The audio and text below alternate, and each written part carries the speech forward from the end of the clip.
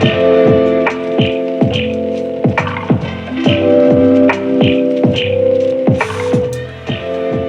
everybody, what's good? I am your host and my name is Professor Khalil Amani. And this is Khalil Amani's World 100. It's a beautiful Saturday morning in the Midwest. And we are at the conclusion of our Sodom and Gomorrah series. Yay!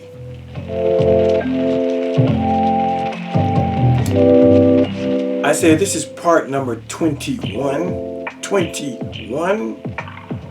I could go on and on and on. But I think I've done enough to be comprehensively exhaustive. Exhaustive. That's right. We are going to end this series. Thank you for watching this 21-part series on Sodom and Gomorrah, and you are a better person for it. If you are a Bible student and you want to talk Bible, you are a better person for having sat through this entire series on Sodom and Gomorrah. That's right. It's the last part. We's done. We have been comprehensive and we have been exhaustive. And we have let no stone unturned. We did the damn thing. Don't you agree? So we're going to bring this series to a close with this final part, part 21, Sodom and Gomorrah. I'm so proud that we were able to get through this, and I was able to teach. And I gotta say, when I did this series like 3 years ago, I think it was like 15 parts, 16 parts, and it was great.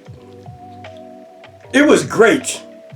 But this here part in 2025, the year, it shits on what I did a few years ago. I'm more thorough and I brought more information. I'm going to actually sit back as I go through the weeks, and I'm going to watch every episode just to bask in my own glory, to bask in my excellence, to bask in my major deconstruction. And this is going to stay on YouTube, and my channel is going to stay on YouTube, and we're going to continue teaching knowledge and education. Yes, I have people that's trying to flag me and strike me and trying to get me up out of here. But they're unsuccessful. They are unsuccessful. As long as I stick to the rules as best I can, we're going to be all right. So we're up and we're running, and we're going to do more, good stuff than beef. My beef is going to be at a minimum, because we are not going to let our detractors and haters and liars and enemies and foes, we're not going to let them get me out the game. Oh, they want me out the game. They on their flag and thing right now. But two can play that game. I said two can play the flag game. But we're going to get right to it, y'all. This is the last part, and we're going to get to it. Let's go. Music, turn that off, and let's get to it. On this last part, I want to bring it all home. And I want to explain to you just how ingratiated the goddess and the Sodomites were in Israelite religion. I want to explain to you through the Bible just how deeply entrenched, how badly that the goddess and the Sodomite had their fangs deeply entrenched into the religious fabric of Israelite society and Israelite culture and Israelite religion. In part 20 we found out that even the kings and the queens of Israel were converting to goddess and sodomite religion. And we know historically that when the king and the queen converts to a new religion, the people tend to follow suit. And that's what happened. King Asa, his queen mother, Queen Ma'acha, she was a goddess worshiper. And King Ahab, who married the beautiful and lovely and wonderful Princess Jezebel, who became a queen,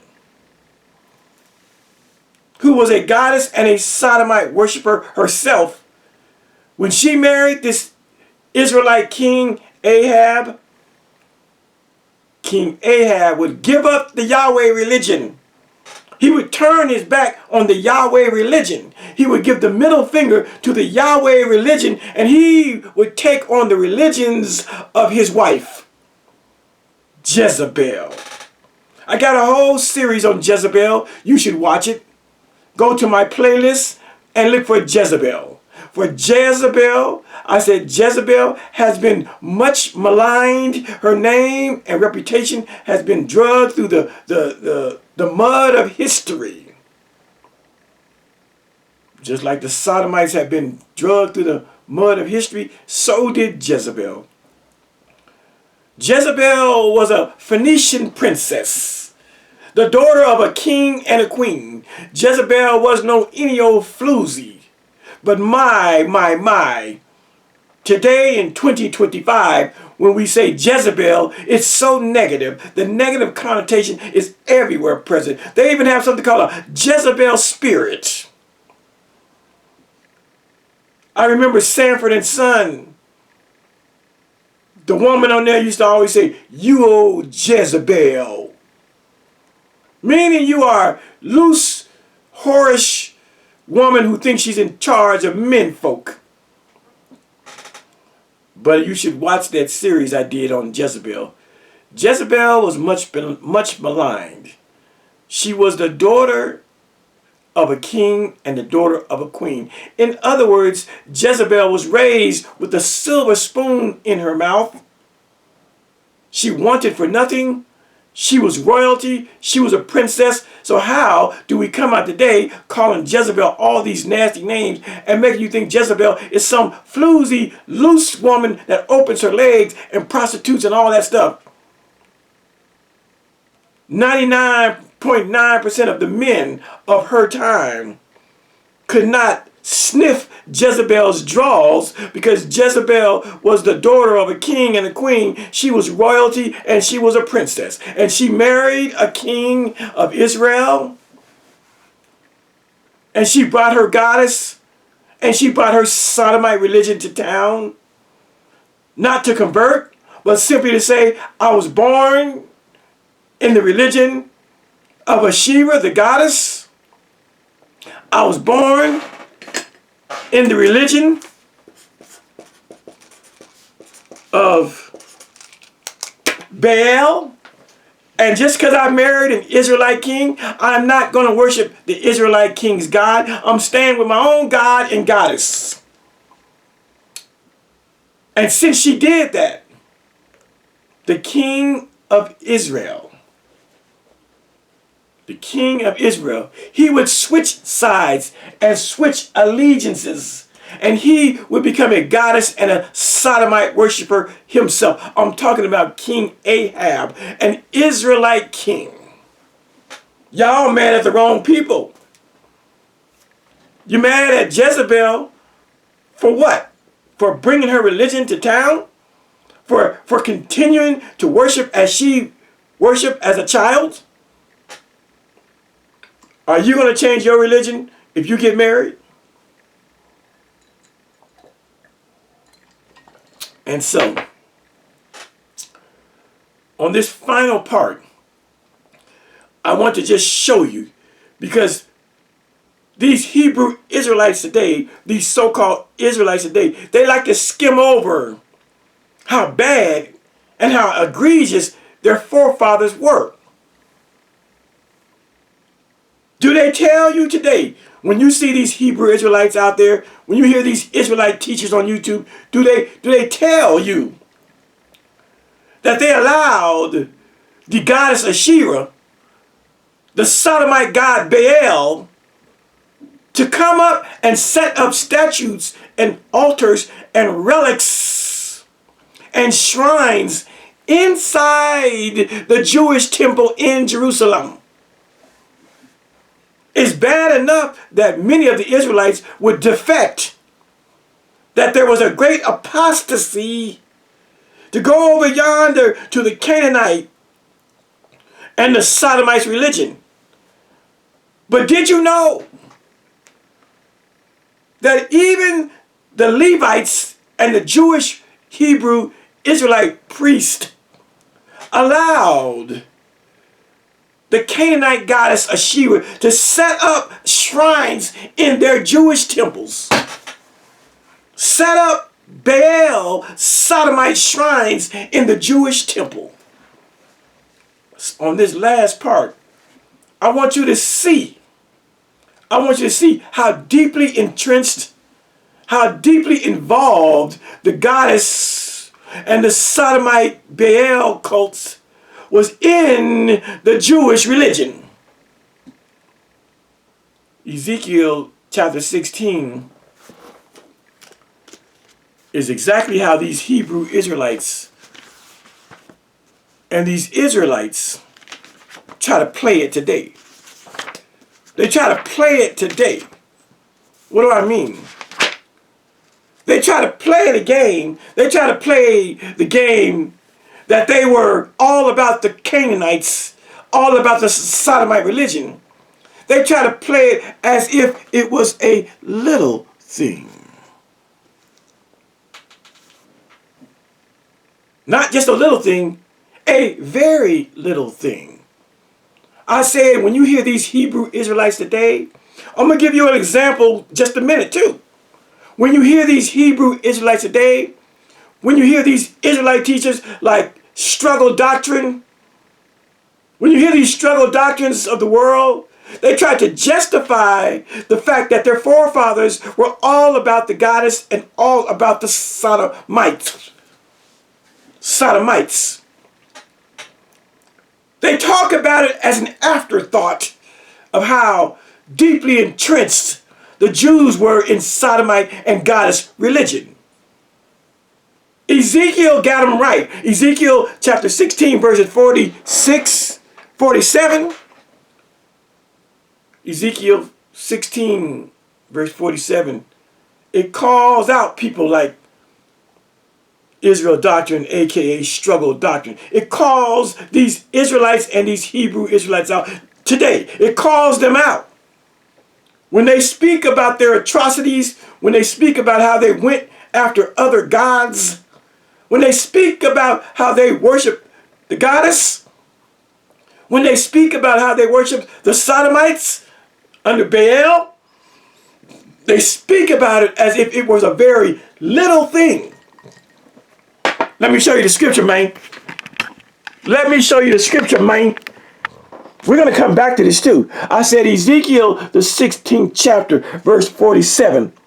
God is talking to the Israelites. He says, "Yet hast thou, you Israelites, not walked after the Sodomite and the goddess ways, nor done after their abominations?"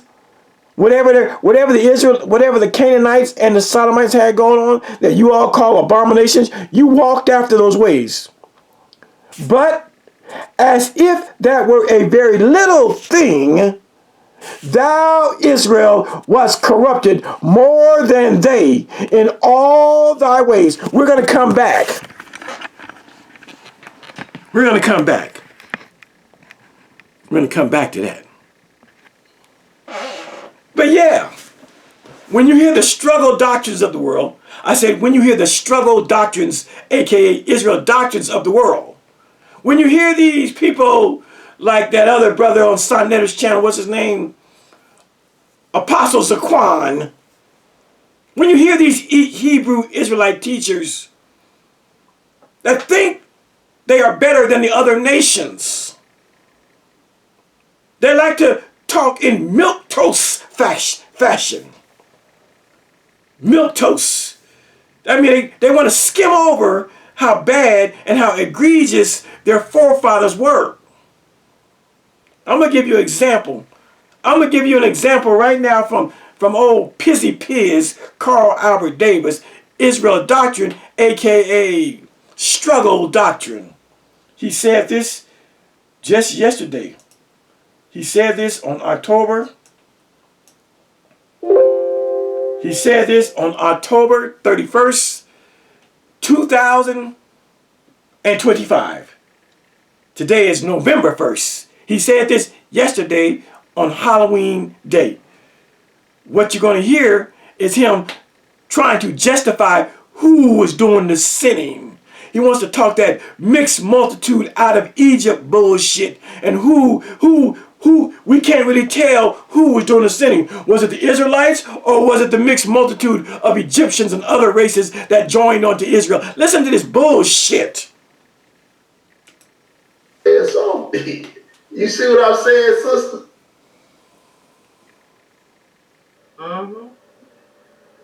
See, this is the problem with the Bible that most people don't understand. It was Hebrews and a mixed multitude of people. So if you can't identify who's doing the sinning and stuff, you don't know who was doing the sinning. You would say it was Israel doing the sinning and stuff, but it's not always true, because it was a mixed multitude of other people right there with them who weren't truly them in the flesh. So if you understand, as we started the conversation, what started this, one believe this and one believe that. And how can two walk together unless they agree? Okay. So he's trying to smooth over Israel's abominations and fornications and worship of the goddess Asherah, known as the Queen of Heaven. He's trying to smooth over the fact that the Israelites were all up into Sodomite worship and ritual, fucking and sucking. He's trying to smooth over it. He's trying to cast the blame on the foreigners and the mixed multitude that came out of Egypt. First thing is, we are way past that. We way past that. We way up into Israel's history. We're long past Moses and Joshua and all them. This dude just doesn't know Israelite history. He's trying to take it back to when the children of Israel were freed, manumission, were freed from Egypt. And when they left Egypt, the Hebrews, they left with the so-called mixed multitude. In other words, there were some Egyptians and some other folks that wanted to go for the ride, so they left Egypt with the Hebrews. His history is this big. He doesn't even understand how bad it was. I said, this dude, Struggle Doctrine, is talking about the Exodus. We're not talking about the Exodus. We're talking about once Israel got established in the land of Canaan. What is he talking about? Let's let him say it again. It's sad, y'all. Other people was right there with Israel. So you can't tell the other people that was already doing what they doing.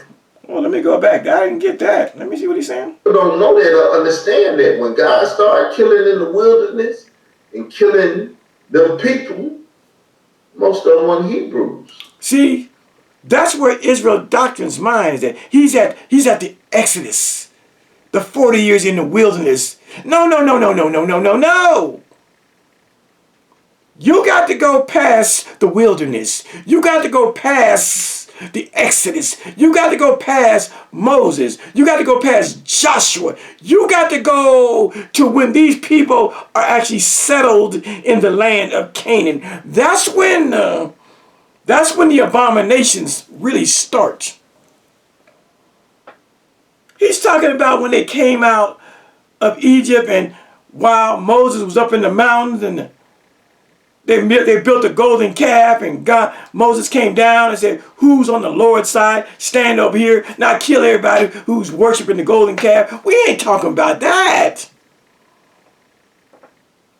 They're not even a nation yet. They don't even have a land yet. They don't have a national flag. They don't have a national anthem yet. They don't have colors. They don't have a country. They're in the fucking wilderness. But this idiot, that's where he's at. Because he doesn't know Jewish, Hebrew, and Israelite historicity. He doesn't know it. The best he can come up with is talking about what happened when they left the land of Egypt in the 40-year wanders in the wilderness. We ain't talking about that. We are talking about once the Israelites actually became a nation, actually had their own piece of land that they stole, just like the Indians stole America, just like the Europeans stole America from the Indians. That's all they did. Because it was a mixed multitude of people out there. And see, the mixed multitude, that's going back to the Exodus, people. That's going back to when Moses and Joshua leads the children of Israel out of 400 years of bondage in the land of Egypt. He's not even up to snuff with what I'm talking about. This conversation we having about Israel worshiping the goddess and Israel worshiping the Sodomite gods, Baal, he's nowhere near us. He's nowhere near us. He's about 200, 300, 400 years in the past. He's talking about the goddamn Exodus. And we are talking about when Israel is established in the land of Canaan and they have their own religion, they have their own kings, they have their own national anthem, they have their own flag, they have their own Pledge of Allegiance, they got stores. They are a nation.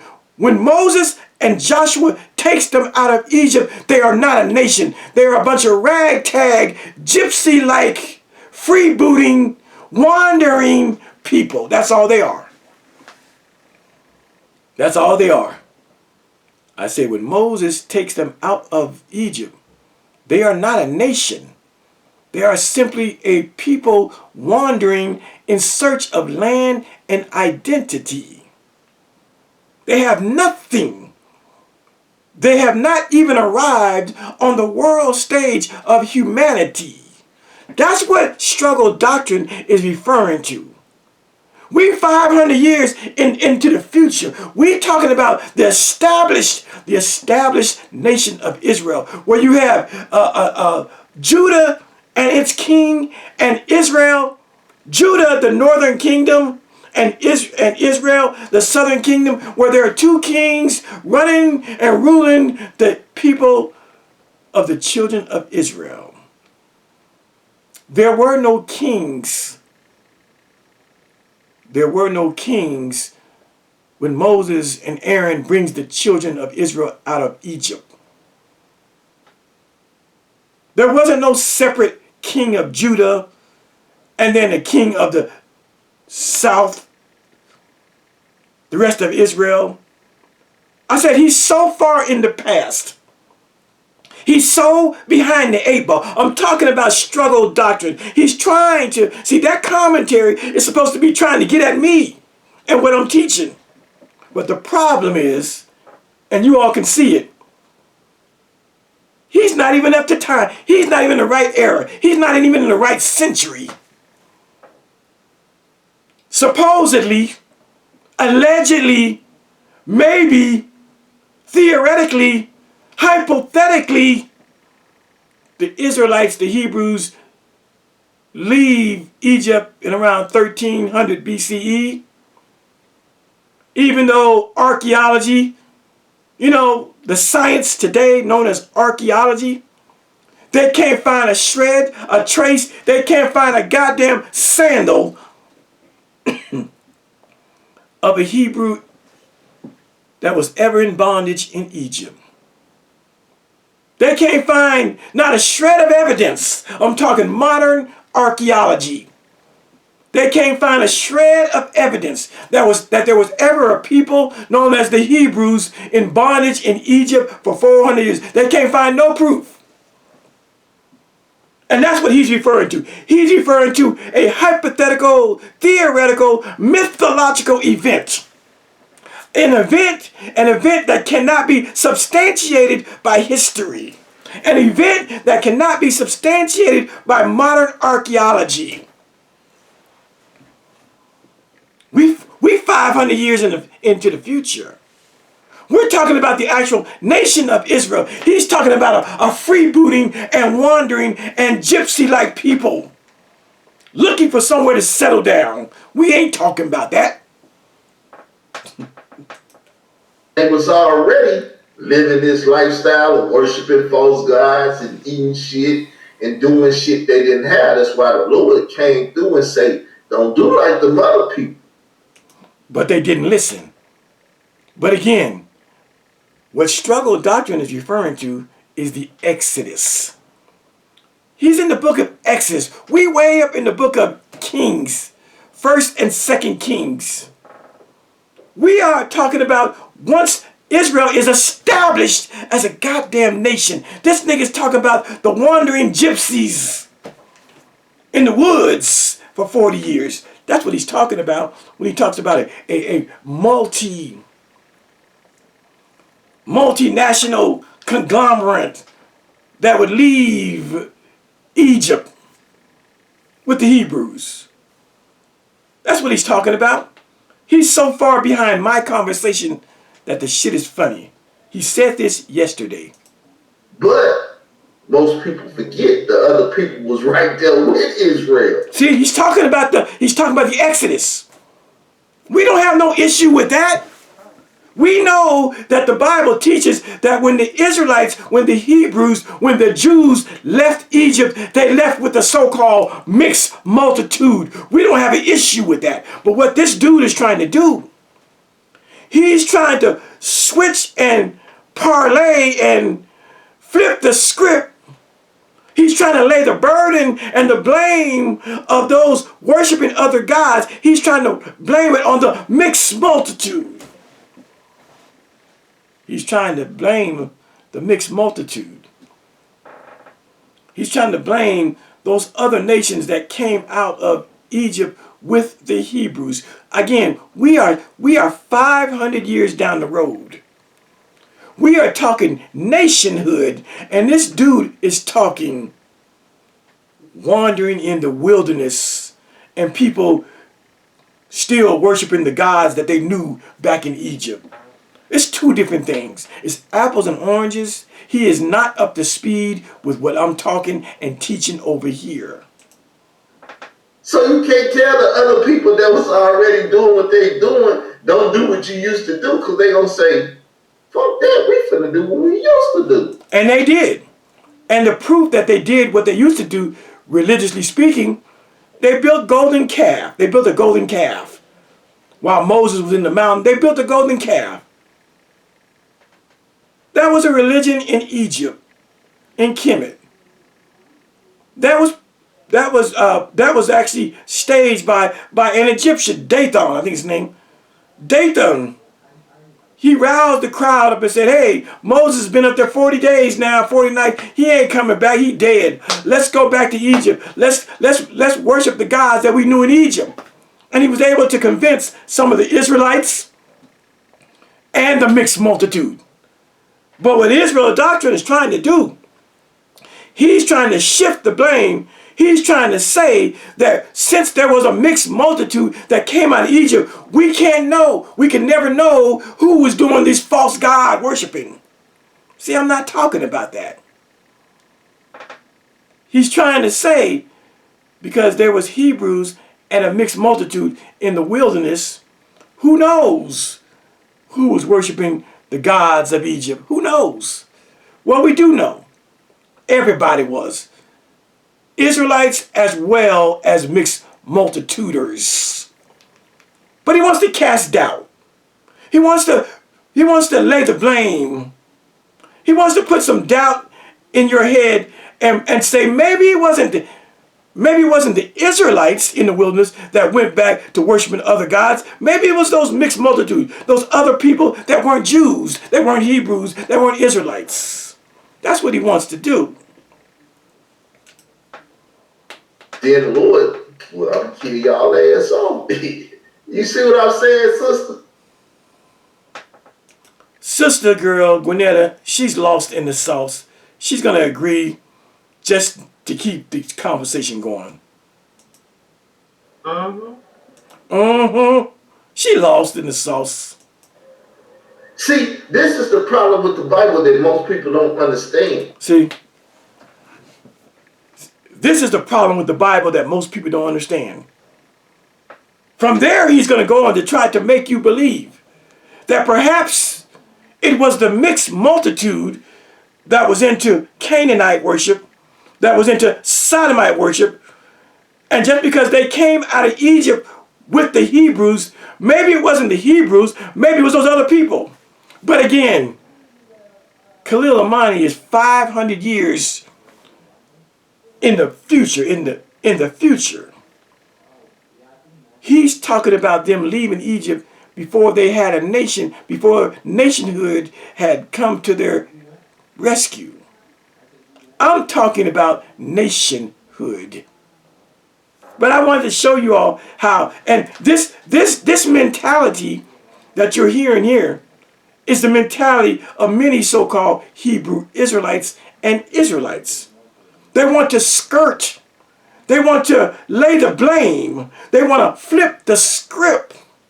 They want to soft pedal. They want to use milquetoast language. They want to make you think it wasn't as bad as it was. Misplaced conversation. They want to make you think that yes, they did go against Yahweh, but it wasn't as bad as you think it was. And Ezekiel tells us that this mentality that you're hearing here, this misplaced sin and abomination, how he's trying to lay the abominations of the Israelites at the feet of the so-called mixed multitude in the wilderness. The Bible doesn't back up what he's saying. And the Bible rightly describes the mentality of struggle doctrine, who's trying to make this ideal that maybe a few Israelites, maybe they were into goddess and sodomite worship, but you know, it was a very little thing. Going back to Ezekiel 16 and 47. See? The Bible, he's talking to people like struggle doctrine. Yet hast thou, Israel, struggle doctrine, your people, have they not walked after the ways, nor done after the sodomite and the goddesses abomination? But as if that were a very little thing, thou, Israel, thou struggle doctrine, and your people was corrupted more than they in all thy ways. Hot damn. See, Israel doctrine, aka struggle doctrine, he admits that he's never read the whole Bible from cover to cover. This is a Bible teacher who's never read the whole Bible. Where they do that at? And so Khalil Amani, I can bring up scriptures to refute and to show that struggle doctrine, Israel doctrine, he's just like the ancient Jews, the ancient Hebrews, and the ancient Israelites. Trying to shift the narrative and shift the blame. Trying to expunge the ancient Israelites and make it a very little thing. Whatever they did with the goddess and the Sodomite, the ancient Israelites, they looked at it as if it were a very little thing. You're hearing the same thing here. A nigga who's trying to lay the blame and shift the blame and make you think just because there was a mixed multitude of other nations that left Egypt with the Hebrews, that it was them and not the Hebrews. And so he's trying to tell y'all, y'all don't understand. I love this here. I mean, how apropos that I'm teaching on Sodom and Gomorrah, and this dude has a straight up faux pas. You know what a faux pas is? Faux. F-A-U-X. Pas. P-A-S. A faux pas is a French phrase for misstep.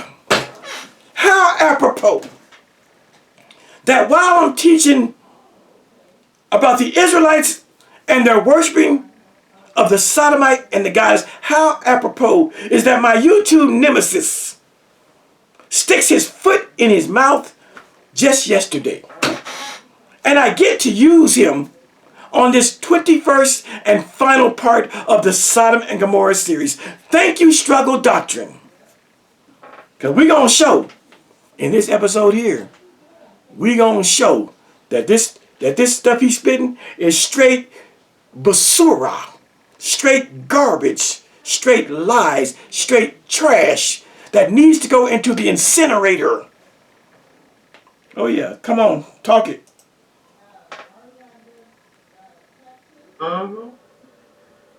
See, this is the problem with the Bible that most people don't understand. Oh, you might be right.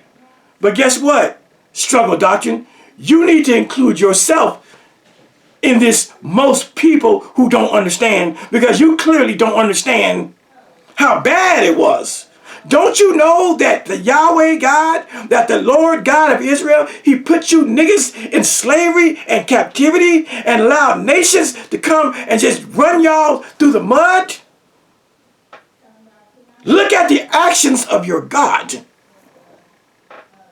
Ezekiel says you niggas have the mentality that it was a very little thing, but God did not see what you were doing as a very little thing, and he put your black asses in slavery to the Babylonians, to the Assyrians, to the Egyptians, Greeks and Romans. Everybody had a piece of the Israelite butthole, but he's trying to make it like people don't understand the problem with the Bible. People don't understand. But it is he, Struggle Doctrine, who doesn't understand. But he's trying to lessen. He's trying to lessen, make it less. He's trying to lessen the blow of how bad they were against their deity, Yahweh. He's trying to lessen it. We're almost done with him. It was Hebrews and a mixed multitude of people. Yes. Again, he's talking about the Exodus. He's talking about before the Hebrews became a nation. He's talking about before the Hebrews had land that they could call their own. He's talking about before they made it to the land of Canaan. Before they could get their own Star-Spangled Banner, Pledge of Allegiance, and national flag. He's talking about the people that wandered in the wilderness for 40 years as a gypsy, and they were a gypsy-like people. They were nomadic goat herders. They were niggas without a law. The 10 Commandments had not been written yet. The 613 laws, statutes, judgments, and commandments had not been formulated yet. There was no priestly class called the Levites yet. They were in their infantile stage of becoming a nation. They were not a nation. That's what Struggle Doctrine is referring to. And I am referring to once they became a nation, once they had a land, country, sovereignty, once they had kings and queens. I'm 500 years into the future of this conversation, and this Negro is talking about the wilderness in Egypt. So if you can't identify who's doing the sinning and this stuff, you don't know who was doing the sinning. Which means we know that Israel Doctrine has clearly, as he has stated, I never read the Bible all the way through. Because if he read the Bible all the way through, he could identify who's doing the sinning once they actually become a nation. In the wilderness, when the Hebrews leave Egypt, they are simply called a mixed multitude with the Hebrews. They are not a nation. They have no land. They have no citizenship.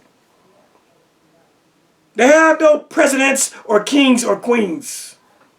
It's simply the Israelites, a mixed multitude, and a nigger named Moses being directed by God. That's it. You would say it was Israel doing the sinning. See, you will say it's Israel doing the sinning.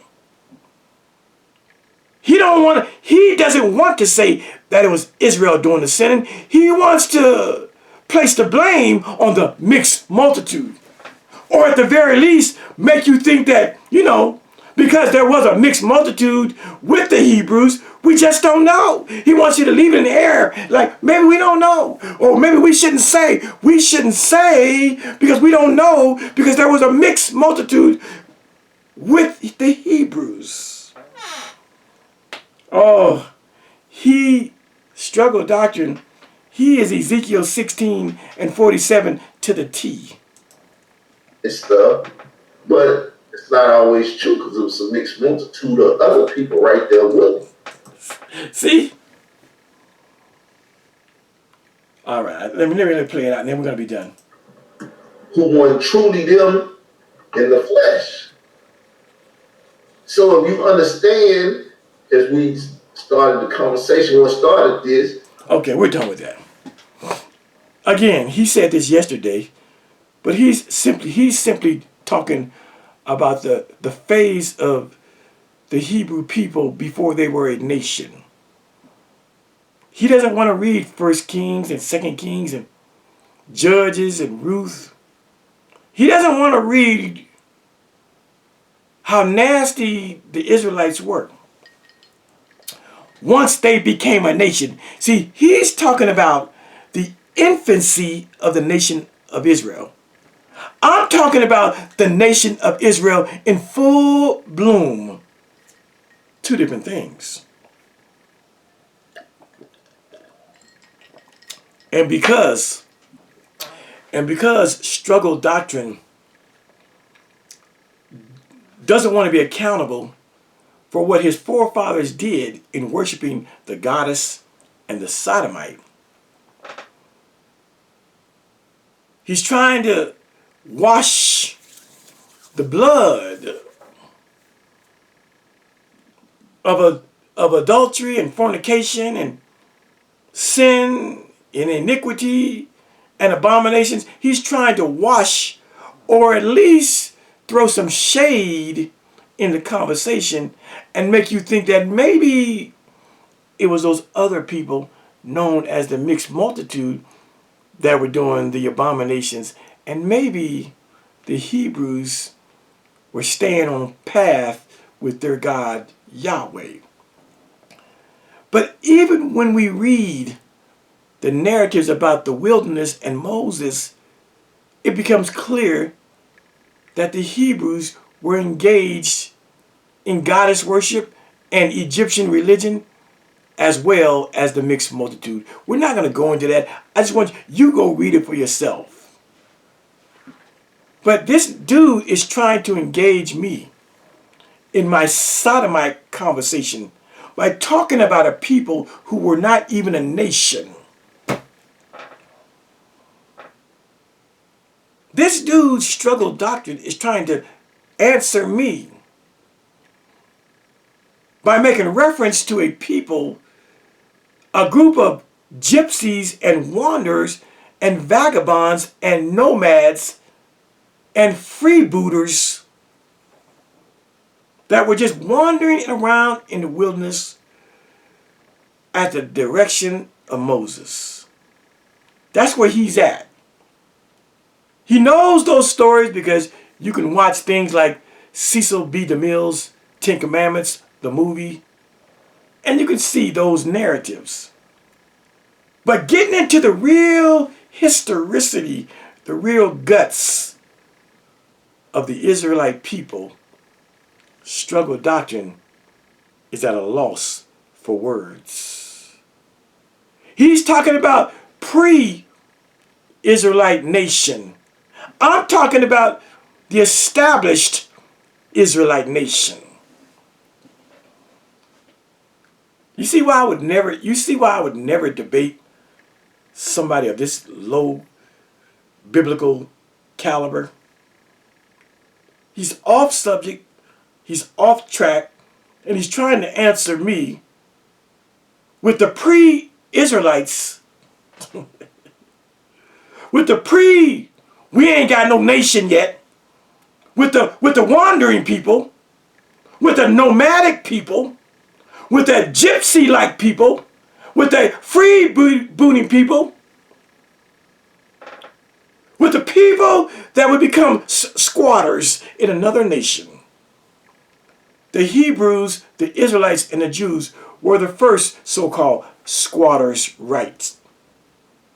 For they became settlers and squatters in another nation's land and territory, the Canaanites. We are talking about two different things. He's talking about the infancy before the nation of Israel could walk. He's talking about the babies. I'm talking about the adults. When they had a nation, when they had kings and queens and high priests and the Levitical lineage that wrote down laws and judges and separate kingdoms, Judah being the north and the southern kingdoms and the whole division and all of that shit. I'm talking about nationhood, and this nigga's talking about goat herders. He's talking about gypsies. All right. I just wanted to use him to show how off-brand he is, how out of the loop of Israelite history he is, and how, just like many Hebrew Israelites today, and many Israelites today, they want to make their worshiping goddesses and worshiping Sodomite religion, they want to make it a very little thing. And thus Ezekiel 16 and 47 tells us the exact mentality and state of mind of people like Struggle Doctrine when it comes to shining the light on their own people's abominations and penchant and proclivities to worshiping other gods. They say it's a very little thing. And what you just heard was an exercise. I said, what you just heard Israel Doctrine speak was an exercise in Ezekiel 16:47. Yet hast thou, Israel, Struggle Doctrine, not walked after their Canaanite and Sodomite and Egyptian ways, nor done after their abominations, Canaanite and Sodomite and Egyptian so-called abominations, but as if that were a very little thing, thou, Israel, Struggle Doctrine, y'all was corrupted more than they Canaanites, more than they Egyptians, more than they Sodomites. You were more than they. You were corrupted more than they in all of thy or your ways. Oh no, you're not going to get no You're not going to get no Israelites or no Hebrew Israelites to deal with Ezekiel chapter 16 verses 47. That's a dagger. That's a grand opening, grand closing. That's the rough one. Ooh. Ooh. Now I said, let me say this, we're at the 50-minute mark. I said this was the 21st and final part. But I'm going to say, don't hold me to it. I'm going to try to get it done in the next 30 minutes. But I might have to go to part 22. I'm going to try. But I got to back up. I got to moonwalk. I got to get my Michael Jackson moonwalk on right now because I'm looking at the clock. And I got stuff to say. And I might have to go to part 22.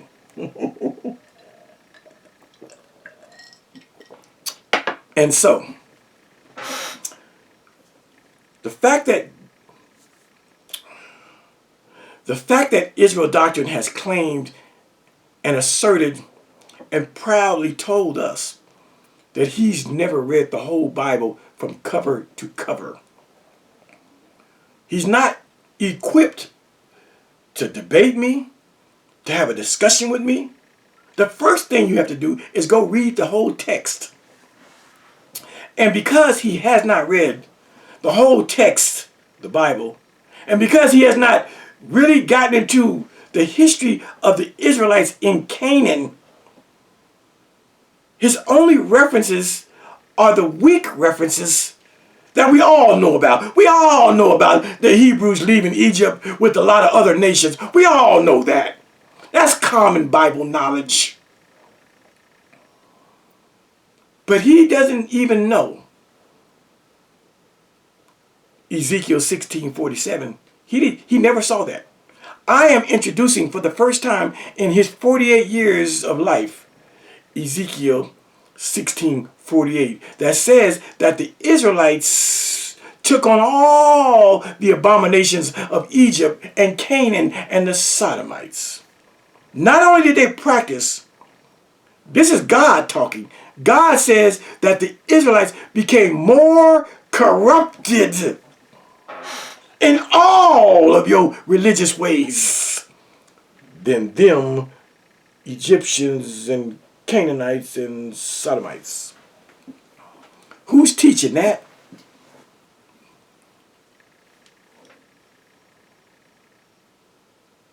Now let's go.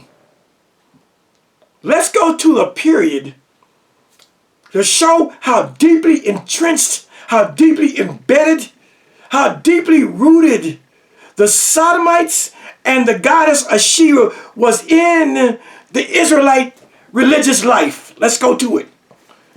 Struggle Doctrine never read these scriptures. Struggle Doctrine doesn't know this. He's relying on that mixed multitude bullshit to try to cast aspersions, to try to muddy the waters, to try to make things hazy and fuzzy about who was actually worshiping the Sodomites and the goddess. He's trying to make it murky. He wants to take you into murky waters of some polluted river, but we're going to show you now using the Bible. We're going to go 500 years into the future from that Exodus that may or may not have ever occurred, according to archaeologists and real Bible scholars. We're going to go 500 years into the future of the nation of Israel when they are an established nation with an established land, an established flag, established pledge of allegiance, established official bird, official animal. They're official now. They got kings and queens and priests and governors and mayors and shit. They are now a nation. We ain't talking about what he talking about when they was goat herders. When they was goat herders. We gone past that. We left this nigga in the past, in the dust. Enter King Josiah. Enter King Josiah. Like King Asa before him, King Josiah comes to power at the ripe, tender age of 8 years old. Can you imagine a boy as the president of America? Can you imagine that shit? That just tells you how stupid the Israelites, the Hebrews, and the Jews were. It tells you how stupid they were.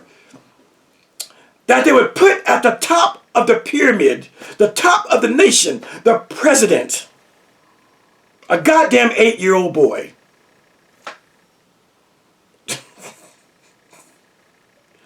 That lets you know there was some nepotism going on and a lot of other shit. That the most worthy candidate to lead the tribe of Judah, the biggest, greatest tribe among the Israelites, was a fucking 8-year-old boy. But that's what they did. But as this 8-year-old boy, this King Josiah, would grow up and grow into adulthood, 13 years after he becomes the president, the king of Israel, of Judah, he decides to do some reforms. So 13 years after, he's 8. So he's about 21 years old.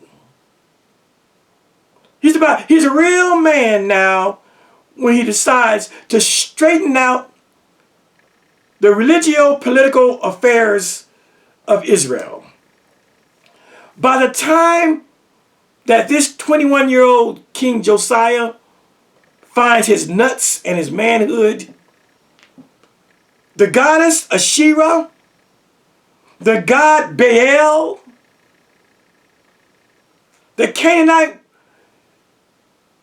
goddess deity worshippers, the Sodomite Baal worshippers, they are so into Jewish religious life, they are so into Israelite life, that they have set up shrines and relics and sacred objects and Asherah poles and amulets and trinkets and religious imagery. These Canaanites and these Sodomites have brought their religious imagery into the actual Israelite temples. And it is this 21-year-old King Josiah who decides to deal with the problem. This is what Struggle Doctrine has never read. So let's go read it. I want y'all to read how the Israelites finally deal with the goddess and the Sodomites. Let's go back. See, it's called Josiah's Reforms. Josiah's Reforms. He's about a 21-year-old young king, and he's tired of the goddess, and he's tired of the Sodomite religions. And the king, we're talking about Josiah, commanded Hilkiah, the high priest, and the priests of the second order, and the keepers of the door, to bring forth out of the temple of the Lord. See, to bring forth out of the temple of the Lord. This is the Jewish temple, the Israelite temple. To bring forth out of the temple of the Lord all the vessels that were made by Baal. That's the Sodomite god. Wait a minute. You mean the Sodomites were in the temple of the Lord? You see that shit that Struggle Doctrine was trying to say? That's because the nigga doesn't know Israelite history. He only knows that wilderness mixed multitude shit. But by 500 years later, the Sodomites under Baal, they have their holy relics and their shrines in the temple of the Lord. See? To bring forth out of the temple of the Lord all the vessels that were made by the Sodomite Baal deity god Baal. And for the grove, we've talked about the grove ad nauseum. Who is the grove? The grove is Asherah, the Canaanite goddess, and her stripper pole. Modern translations, the RSV, the NIV, the Oxford Companion to the Bible, or the Oxford Annotated Bible, and the Jerusalem Bible all use the word Asherah grove, Asherah pole, where it says grove. This is an outdated translation, the KJV. So now we're talking about Sodomite, Baal, and we're talking about goddess Asherah. We're talking about the Sodomites and the goddess religions. And the Sodomites under Baal and the goddess under Asherah, they both have their relics and religious imagery in the temple of the Lord. And they have to bring it out. They have to bring forth out of the temple of the Lord all the vessels that were made from the Sodomite Baal and for the goddess Asherah and for all the host of heaven. And Josiah, burned them without Jerusalem in the fields of Kidron and carried the ashes to them in Bethel. And King Josiah, put down the idolatrous priests, he killed the idolatrous Israelite priests. There were Israelite priests that were idolatrous. There were Israelite priests that were into Baal. There were Israelite priests that were into Asherah, the Asherah pole, the Canaanite deity. That's why they're called idolatrous. But they were Israelite priests, whom the king of Judah had ordained to burn incense in the high places in the cities of Judah and in the places around about Jerusalem. Them also that burned incense unto the Canaanite, the Sodomite Baal, to the sun and to the moon and to the planets and to all the hosts of heaven. And King Josiah, brought forth out of the Asherah poles the goddess Asherah, the Canaanite deity, called grove. And he brought out the grove from where? From the house of the Lord. You had the Asherah relics and the Asherah shrines in the house of the Lord in Jerusalem. He made them bring them out without Jerusalem unto the brook Kidron, and burned it in the brook Kidron, and stamped it small with the powder, and cast the powder thereof upon the graves of the children of the people. And King Josiah, break down the houses of the Sodomites. Of the Sodomites. Where were these houses? Where were these houses of the Sodomites? That were by the house of the Lord. See, the Sodomites, they set up their religious imagery and they set up their religious temples right next to the temple in Jerusalem. And they went inside and they put their holy shrines inside of the Israelite temples that were by the house of the Lord, where the women wove hangings for the grove. Again, we talking about grove means Asherah, the Canaanite goddess and deity. Facts upon facts. And King Josiah, brought all the priests out of the cities of Judah and defiled the high places of the Canaanites and of the Sodomites, where the Israelite priests had burned incense from Geba to Beersheba, and break down the high places of the gates that were in the entering of the gates of Joshua. Blah, blah, blah, blah, blah. It goes on and on. And after he did all that, look what he would do to the actual priests. Josiah, and King Josiah, he slew, he killed, he murdered, he unalived all the priests of the high places of the Canaanites and the Sodomites. That's the high places that were there upon the altars, and burned men's bones upon them, and returned to Jerusalem. See, we're not talking about no wilderness shit. Oh no, this conversation that I'm having is too advanced for struggle doctrine. This conversation that we having, this ain't about a ragtag group of nomadic goat herders trying to find civilization. When we talk about an actual nation, kings and priests and governors and mayors and laws, statutes, judgments, and commandments, 613. We talk about an established nation.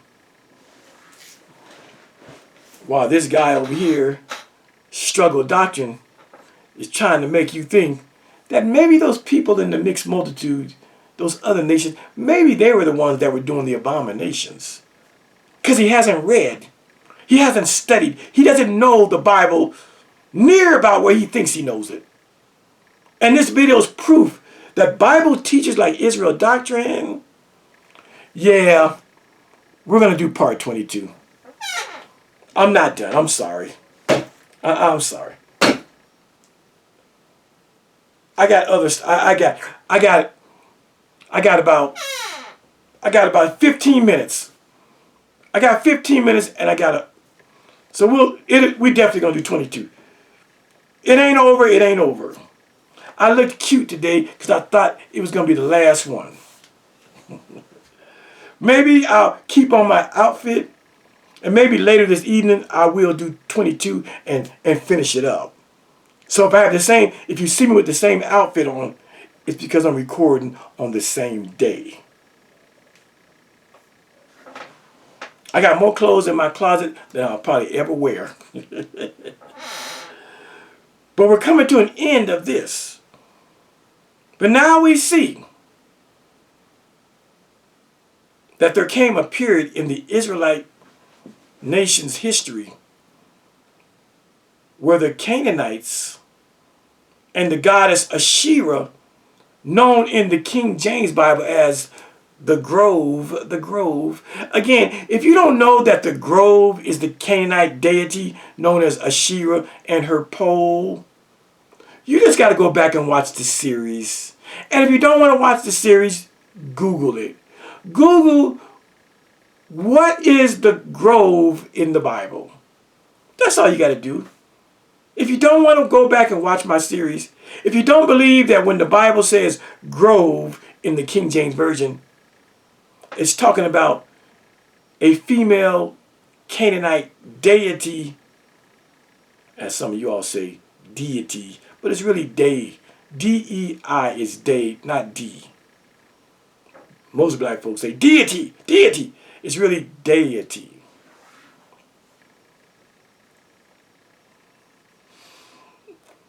But if you don't know what the word grove means, just go back. Please, I beg you, fact check me. Fact check me. But now we see that the Israelites there's no mistake that it was mixed multitude or foreigners and all that crap that he's talking, struggle doctrine. There's no doubt when we read the histories and the historicity of the ancient Israelite people, they were so entrenched. Let me give you this. Let me show you how entrenched. Let me show you how deeply embedded the children of Israel, the Hebrews, the Jews, and the Israelites. Let me show you how much they paid homage. I'm going to probably need this book here. Let me show you how bad it was. Let me just absolutely destroy struggle doctrine's shade. He's trying to make it like maybe it wasn't just the Hebrews. Maybe it was the mixed multitude that was doing the abominations with the other gods. I tell you, this dude hasn't read the Bible. But let me give you the grand opening, grand closing scripture. The scriptures that are like Hiroshima and Nagasaki. that destroyed 195 Japanese in a split second. We're talking about the war against Japan. But let me give you the atom bomb. Let me give you the nuclear missile that destroys people like Struggle Doctrine, aka Israel Doctrine. It destroys these Hebrew Israelites that want to make it soft, that want to soft pedal their abominations and their religious idolatry amongst the Canaanites and amongst the Sodomites. Let me give you the nuclear rocket. Can you all open your Bibles to the book of Jeremiah, the 7th chapter? And let's put this puppy to bed that Struggle Doctrine is trying to create. Because he doesn't read the Bible. He admits he hasn't read the whole Bible from cover to cover. So he doesn't know Israelite history. Let me give you the scriptures that show how bad the Israelites had it for the Sodomites and the Canaanites. Oh, they had it bad. Let me show you the scriptures that absolutely show that the Israelites turned their back on the Lord God of Israel, turned their back on Yahweh, turned their back on Yahweh, turned their back on Yahweh, turned their back on Yahuwah, turned their back on Jehovah, turn their back on the great I am that I am. Turn their back on Hashem, the name that's not to be spoken. Let me show you. Let me get a drink of this orange juice before I drop this nuclear missile.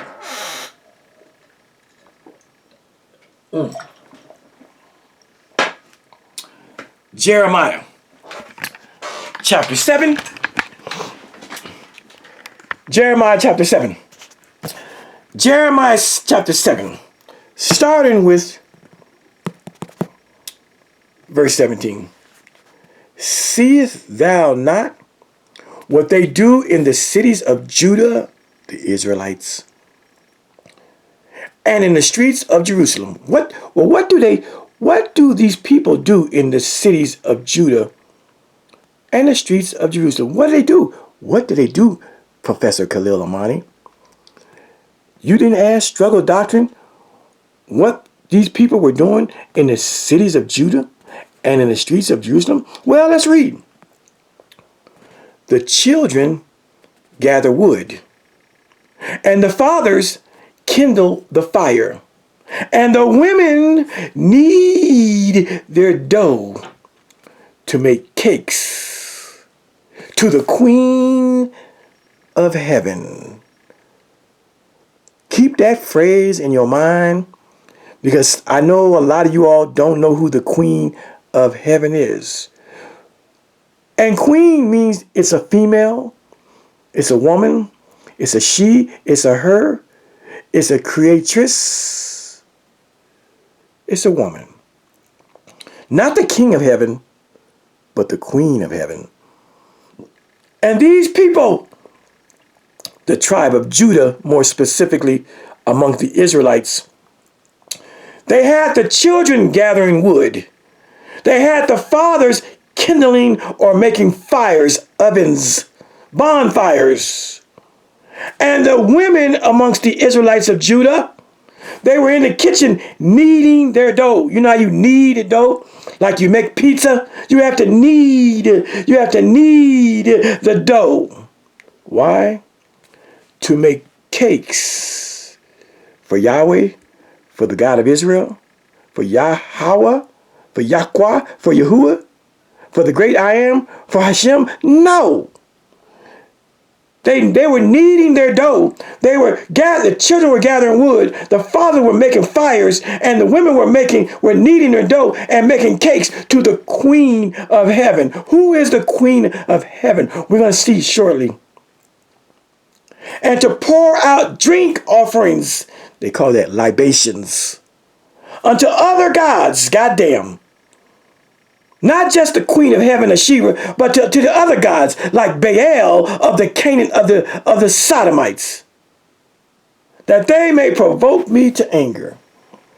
You see, I'm gonna go back over this in the next part, but we're gonna get it. We're gonna hit it real quick. We're gonna do our 2-minute brother thing right now. Same thing. Go over to Jeremiah chapter 44. Same thing. Starting with 16. As for the word that thou hast spoken unto us in the name of the Lord, we, the Israelites, will not hearken, we will not listen unto thee, God.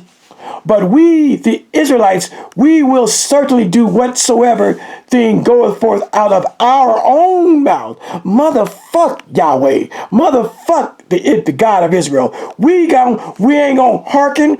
We ain't gonna listen to you. But we are certainly going to do whatever come out of our own goddamn mouths. And we're going to burn incense unto, where it is again, we're going to burn incense unto that bitch in the sky, the queen of heaven. And to pour out drink offerings unto her. Now you know, queen and her. We're going to do it as we have done. We and our fathers and our kings and our princes in the cities of Judah and in the streets of Jerusalem. For then we had plenty of victuals or food and were well, and we saw no evil. But who is the queen of heaven spoken of in Jeremiah 44 and Jeremiah chapter 7. Go back to it. Who is this woman? Who is the queen of heaven spoken of in Jeremiah 44 and Jeremiah 7? Who are these Israelites paying homage to? Who are these people going out there and making wood, gathering wood and making fires and making cakes and pouring out alcohol libations? Who is the queen of heaven?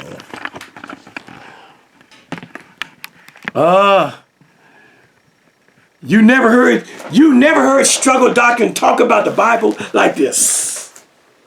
Part 20. I thought it was the end, but it ain't. So if you want to know who the queen of heaven is, we just have to go to something called, a regular old Bible dictionary. In this case, the Ehrman's Bible Dictionary.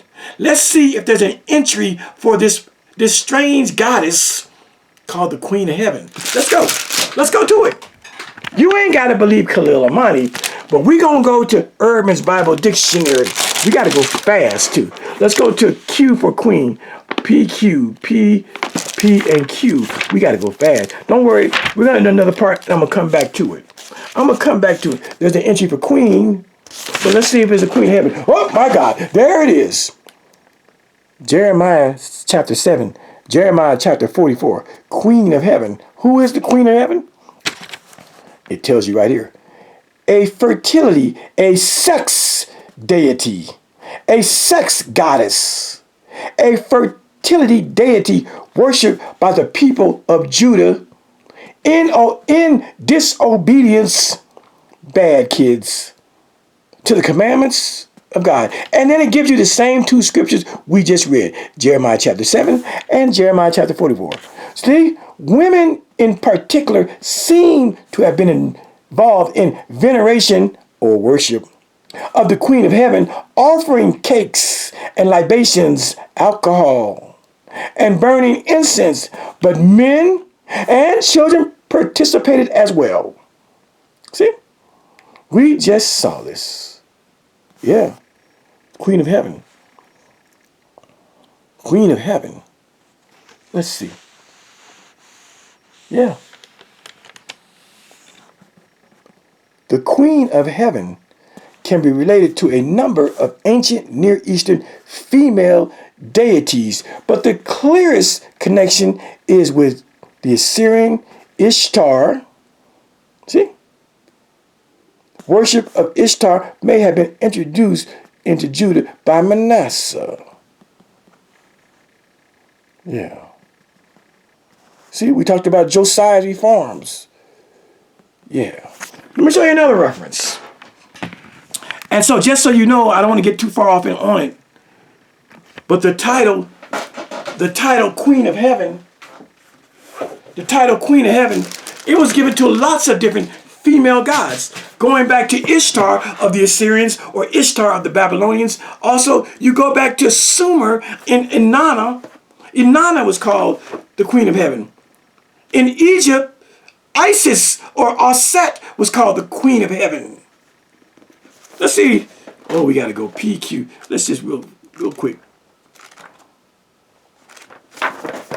Q. Am I in the right one? NMOPQ. Oh, there's Q. Queen. Let's see if there's anything in here for Queen. Oh, real quick. We got 1 or 2 minutes.